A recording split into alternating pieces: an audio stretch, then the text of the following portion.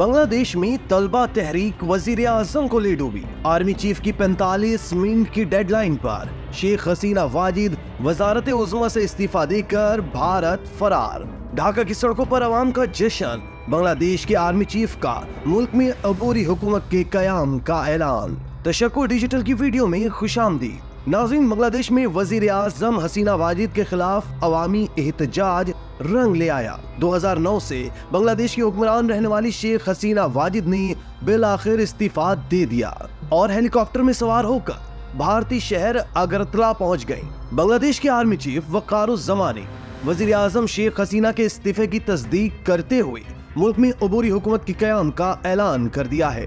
قوم سے خطاب کرتے ہوئے بنگلہ دیش کے آرمی چیف کا کہنا تھا کہ بنگلہ دیش کو مخلوط حکومت کے ذریعے چلایا جائے گا جبکہ ملک میں امن واپس لائیں گے۔ غیر ملکی خبر ایجنسی کے مطابق بنگلہ دیشی فوج نے وزیر اعظم حسینہ واجد کو مستعفی ہونے کے لیے 45 منٹ کی ڈیڈ لائن دی تھی۔ بنگلہ دیش میں لاکھوں افراد خوشی سے نعرے لگاتے ہوئے سڑکوں پر نکل آئے۔ ڈھاکہ کی طرف مارچ کرنے والے مظاہرین شیخ حسینہ واجد کی سرکاری رہائش گاہ میں گھس گئے اور توڑ پھوڑ بھی کی، جبکہ مظاہرین سامان بھی اٹھا کر لے گئے۔ شیخ حسینہ واجد کے استعفے پر لوگ جشن منا رہے ہیں اور اس حوالے سے ہزاروں لوگ نعرے بازی کر رہے ہیں۔ ناظرین، گزشتہ کئی ہفتوں سے لوگ انہیں آمر کہہ رہے تھے، یعنی مظاہرین کے مطابق یہ ایک آمر کے خلاف فتح ہے۔ بنگلہ دیش بظاہر اب ایک جماعت کی ریاست بن رہی تھی جہاں اپوزیشن کے خلاف کریک ڈاؤن کیا گیا اور نکات کو خاموش کرنے کی کوشش کی گئی۔ ابتدائی طور پر شیخ حسینہ نے مظاہرین کے مطالبے کو نہیں سنا۔ انہوں نے مظاہرین کے خلاف آپریشن کیا اور 300 افراد کی اب تک ہلاکت ہوئی ہے۔ حکومت کے حامی گروہوں نے بھی طلبہ کے خلاف آپریشن کیا۔ اس پر لوگ مشتعل ہوئے اور انہوں نے شیخ حسینہ سے استعفے کا مطالبہ کیا۔ ڈھاکہ کی طرف لانگ مارچ کا صرف ایک یہی مطالبہ تھا۔ سیکیورٹی کے سخت انتظامات کے باوجود لوگ باہر نکلے اور شیخ حسینہ کو استعفیٰ دینے پر مجبور کیا۔ غیر ملکی مبصرین کے مطابق یہ بنگلہ دیش کے لیے ایک تاریخی لمحہ ہے۔ دوستو، اس فوٹیج میں دیکھا جا سکتا ہے کہ لوگ ڈھاکہ میں نصب شیخ مجیب کے ایک دیو ہیکل مجسمے پر چڑھ کر اسے ہتھوڑے سے توڑ رہے ہیں۔ غدار کون تھا، شیخ مجیب یا جنرل یحییٰ؟ دوستو، اس سوال کا جواب آج بنگلہ دیش کے عوام نے پوری شدت کے ساتھ دے دیا ہے۔ ناظرین، یاد رہے کہ بنگلہ دیش میں 1971 کی جنگ لڑنے والوں کے بچوں کو سرکاری نوکریوں میں 30% کوٹا دیے جانے کے خلاف گزشتہ ماہ کئی روز تک مظاہرے ہوئے تھے، جن میں 300 افراد ہلاک ہوئے، جس کے بعد سپریم کورٹ نے کوٹا سسٹم کو ختم کر دیا تھا۔ مگر طلبہ نے اپنے ساتھیوں کو انصاف نہ ملنے تک احتجاج جاری رکھنے اور سول نافرمانی کی کال دی تھی۔ بنگلہ دیش میں سرکاری نوکری کو اچھی تنخواہ کی وجہ سے کافی اہمیت دی جاتی ہے، تاہم تقریباً نصف نوکریاں، جن کی تعداد لاکھوں میں ہوتی ہے، مخصوص گروہوں کے لیے مختص ہیں۔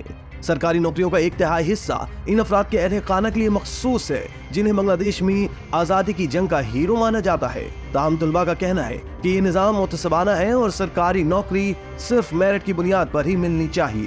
احتجاج میں شریک طلبہ رہنماؤں کا کہنا تھا کہ انہیں وزیر اعظم شیخ حسینہ واجد کے اس بیان نے تیش دلایا جس میں ان طلبہ کے مطابق وزیر اعظم نے کوٹا نظام کے خلاف احتجاج کرنے والوں کو 1971 کی جنگ میں پاکستان کی مدد کرنے والے رضاکاروں سے تشبیہ دی۔ بنگلہ دیش میں یہ اصطلاح ان لوگوں کے لیے استعمال کی جاتی ہے جنہوں نے مبینہ طور پر 1971 کی جنگ میں پاکستان کی فوج کا ساتھ دیا تھا۔ ایسے میں ملک کے دارالحکومت ڈھاکہ سمیت کئی شہروں میں احتجاجی مظاہروں کے دوران اس نظام کے مخالفین اور برسر اقتدار عوامی لیگ کے طلبہ کے درمیان جھڑپیں ہوئیں، جن کے دوران لاٹھیوں اور اینٹوں کا استعمال ہوا۔ پولیس کی جانب سے آنسو گیس برسائی گئی اور ربڑ کی گولیاں چلائی گئی، جس کی وجہ سے سینکڑوں افراد زخمی ہوئے۔ مظاہرین نے حکومت کو 9 نکاتی مطالبات کی فہرست دی اور پھر عدلیہ کی مداخلت سے بظاہر انتظامیہ نے یہ مطالبات تسلیم کر بھی لیے، مگر پھر بھی احتجاج اور مظاہروں کا یہ سلسلہ رک نہ سکا۔ پرتشدد مظاہروں کے بعد سپریم کورٹ نے کوٹا سسٹم میں تبدیلی کا حکم دیا، جس کے مطابق 1971 کی جنگ میں لڑنے والے فوجیوں کے اہل خانہ کو ملازمتوں کا اب صرف 5% حصہ ملے گا۔ تاہم مظاہرین نے مارے جانے والے طلباء کو انصاف ملنے تک ملک گیر مکمل شٹر ڈاؤن ہڑتال جاری رکھنے کا اعلان کر دیا۔ حکومت نے مطالبات تسلیم نہ کیا اور اس کے بجائے احتجاج کرنے والوں کے خلاف ہی کارروائیاں شروع کر دیں اور یوں ہر روز چھاپوں اور گرفتاریوں کا سلسلہ شروع کر دیا گیا، جن میں متعدد لوگ مارے گئے اور زخمی ہوئے۔ صورتحال زیادہ اس وجہ سے خراب ہوئی کہ حکومتی جماعت عوامی لیگ نے اپنی طلبہ تنظیم بنگلہ دیش چھاتروں لیگ کو میدان میں اتارا اور پھر پرتشدد مظاہروں میں متعدد لوگ ہلاک ہو گئے۔ پہلے تو طلبہ کے 9 مطالبات تھے، مگر اس وقت عوام ایک ہی مطالبے پر باہر نکلے कि अब वजीर आजम शेख हसीना वाजिद इस्तीफा दें। इंसानी हुकूक के कारकुनों का कहना है कि बदउनवानी के अलावा गुज़िश्ता 15 सालों के दौरान मुल्क में जमहूरी सरगर्मियों के लिए आज़ादी भी कम हो गई है। इंसानी हुकूक की तंजीमों का ये भी कहना है कि गुज़िश्ता 15 सालों में 80 से ज़ायद अफराद, जिनमें से अक्सरियत हुकूमती नाकदीन हैं, लापता हो चुके हैं और उनके अहले खाना को उनके बारे में कोई मालूमात नहीं है। हुकूमत इस सारे मामले को सियासी रंग देना चाहती थी और ये साबित करना चाहती थी कि ये तलबा के कोटा सिस्टम से ज्यादा हुकूमत के खिलाफ एक साजिश थी। इसके बाद जमात इस्लामी और इसके तलबा विंग के खिलाफ पाबंदियां आयद करने का फैसला भी किया गया। हुकूमत ने इस बात को दिल से तस्लीम ही नहीं किया कि ये सियासी नहीं बल्कि तलबा के हकीकी मुतालबात थे। नाज़रीन, अब यहाँ ये सवाल पैदा होता है कि बांग्लादेश में सूरत हाल इस नहज पर क्यों पहुंची। बैनुल-अक़वामी उमूर पर नजर रखने वाले माहिरीन कहते हैं कि अवामी लावा बहुत अरसे से पक रहा था। बांग्लादेश दुनिया की सबसे तेजी से तरक्की करने वाली मईशतों में से एक है। ताहम माहिरीन का कहना है कि यह तरक्की यूनिवर्सिटी से फारिग तहसील तलबा के लिए मुलाजमतें पैदा करने का सबब नहीं बन सकी। ख्याल किया जाता है कि तकरीबन 1 करोड़ 80 लाख बांग्लादेशी नौजवान नौकरियों की तलाश में हैं। कम तालीम याफ्ता अफराद के मुकाबले में यूनिवर्सिटियों से फारिग तहसील अफराद में बेरोजगारी की शरह ज्यादा है। बांग्लादेश तैयार शुदा कपड़ों की बरामदात का पावर हाउस बन चुका है। ये मुल्क आलमी मंडी में तकरीबन 40 अरब डॉलर मालियत के कपड़े बरामद करता है। इस शोबे में 40 लाख से जायद अफराद मुलाजमत करते हैं, जिनमें से ज्यादातर खवातीन हैं। लेकिन पढ़ी लिखी नौजवान नस्ल के लिए फैक्ट्रियों की ये नौकरियां काफी नहीं है। शेख हसीना वाजिद के 15 साल दौरे हुकूमत ने दारुल हुकूमत ढाका में नई सड़कें, पुल, कारखाने और मेट्रो रेल बनाकर काफी हद तक मुल्क को तरक्की की राह पर गामजन किया। पिछली दहाई के दौरान मुल्क में फीकस आमदनी 3 गुना बढ़ गई और आलमी बैंक का अंदाजा है कि गुज़िश्ता 20 सालों में 2 करोड़ 50 लाख से ज्यादा अफराद गुर्बत से निकल आए और अब बेहतर जिंदगी गुजार रहे हैं। लेकिन बहुत से लोगों का मानना है कि इसमें से कुछ तरक्की का फायदा सिर्फ हसीना की अवामी लीग के करीबी लोगों को ही हुआ। दोस्तों, माहिरीन के मुताबिक बांग्लादेश में करप्शन बहुत ज्यादा हो चुकी है। खास तौर पर हुक्मरान जमात के करीबी लोग इसमें ज्यादा मुलव्विस थे। मुल्क में तवील अरसे से करप्शन बगैर किसी एहतसाब के जारी है। नाज़रीन, बांग्लादेश में हालिया महीनों में सोशल मीडिया पर शेख हसीना के करीबी कुछ साबिक आला ओहदेदारों के खिलाफ बदउनवानी के इल्जामात के बारे में बहस जारी थी। इनमें से एक साबिक आर्मी चीफ, साबिक पुलिस चीफ, सीनियर टैक्स अफसरान और मुल्क में भर्ती करने वाले एहलकार शामिल हैं।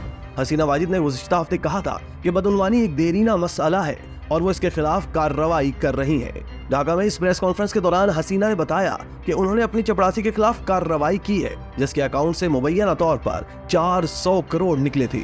उन्होंने कहा, वो मेरे घर में काम करता था, मेरा चपरासी था और अब वो 400 करोड़ रुपए का मालिक है।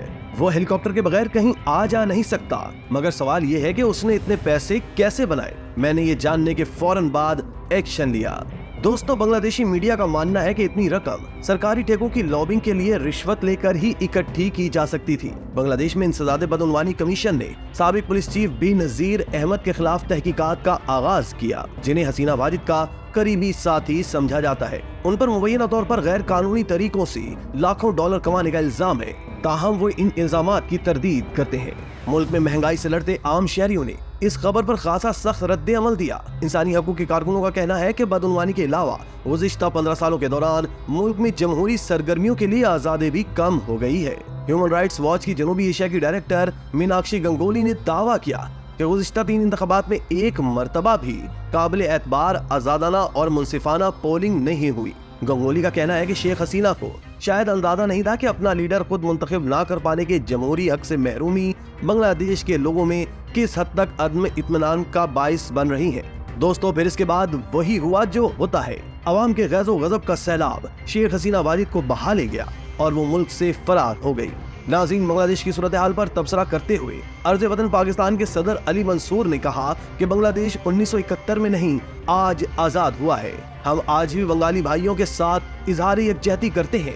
हसीना वाजिद ने पाकिस्तान मुखालिफ पॉलिसीज पर काम करके साबित किया कि ये भारतीय हामी थी और बांग्लादेशी अवाम की दुश्मन थी। अली मंसूर ने कहा कि बंगालियों को पाकिस्तान से अलग करने वाले मुजीब और इसकी बेटी दर बदर रहे। इंडियन दहशतगर्द आज बांग्लादेश को तबाह करके भारत पहुंच गए। अर्ज़ वतन पाकिस्तान के जनरल सेक्रेटरी सैयद मोहम्मद उरूज ने अपने बयान में कहा कि बंगाली भाइयों के खून का इनकलाब रंग ले आया। बांग्लादेश को पाकिस्तान से अलग करने में अफवाज पाकिस्तान पर इल्जामात लगाने वाले अनासिर आज खुद अपना ही मुल्क छोड़कर भारत की गोद में बैठ चुके हैं।